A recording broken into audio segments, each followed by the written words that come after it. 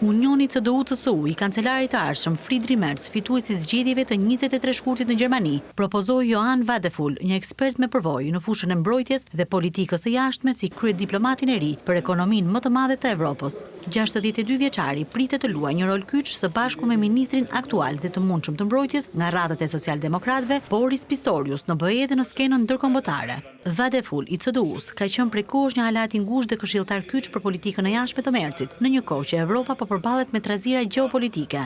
Wadefull do të jetë ministri i parë i jashtëm gjerman nga CDU-ja që nga viti 1966. Për çështjet evropiane, Merz propozoi që Serap Güler të bashkohet Ministrisë së Jashtme si ministre e shtetit për bashkëpunimin ndërkombëtar, ndërsa Gunther Kirschbaum pritet të jetë ministri i shtetit për çështjet evropiane.